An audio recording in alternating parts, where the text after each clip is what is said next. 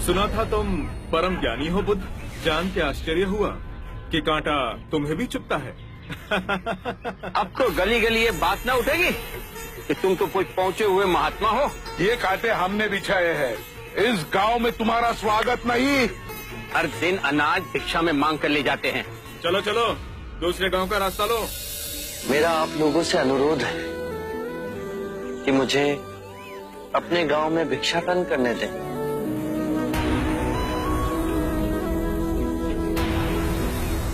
ठीक है, भिक्षा चाहिए तो दे अपने रक्त की आहुति।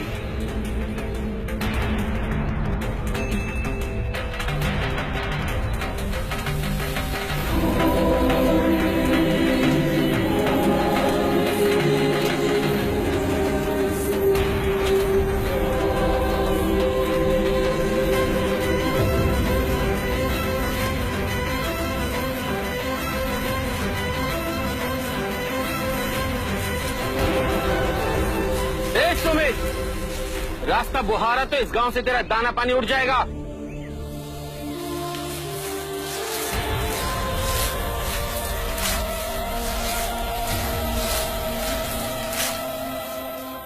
आप गांव में प्रवेश कीजिए। इन मुट्ठी भर लोगों से कई अधिक लोग आपको भिक्षा देने के लिए आतुर हैं।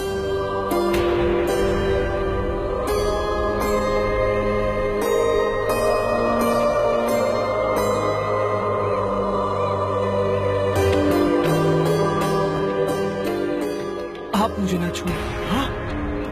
नहीं तो मेरी छाया भी पड़ी आप दूषित हो जाएंगे। क्यों दूषित हो जाऊंगा मैं? तुम भी हम सभी की तरह मनुष्य ही हो, और एक मनुष्य का स्पर्श दूसरे मनुष्य को कैसे दूषित कर सकता है? केवल लालच, घृणा, मोह, तृष्णा हम ही मनुष्य को दूषित करते हैं। और तुम जैसा मनुष्य जिसमें इतना प्यार भरा हो, वो केवल दूसरों को सुख ही दे सकता है, दुख नहीं। कैसे महात्मा हो तुम? तुम्हें तो जाति वर्ण का ज्ञान भी नहीं है। चोला पहने कोई सन्यासी नहीं होता। अरे पाखंडी हो तुम, पाखंडी। जो मानव से उसकी मानवता को छीनता है, पाखंडी वो होता है। यदि मुझे पाखंडी कहे आप सभी को संतोष मिलता है तो ये उचित है, परंतु इस मनुष्य में भी हमारी तरह प्राण बसे। इसे नीचा कहे, इसका तिरस्कार करना सबसे बड़ा पाखंड है। यदि जानते नहीं हो तो मैं बता दूं, ये धर्मशास्त्र है। पाखंड कैसे हुआ? जिस मिट्टी से सारी मानवता का सृजन हुआ, उसी से इसका भी हुआ। मानव और मानव में भेद कर आप सृजनकर्ता पर कीचड़ उछाल रहे हैं।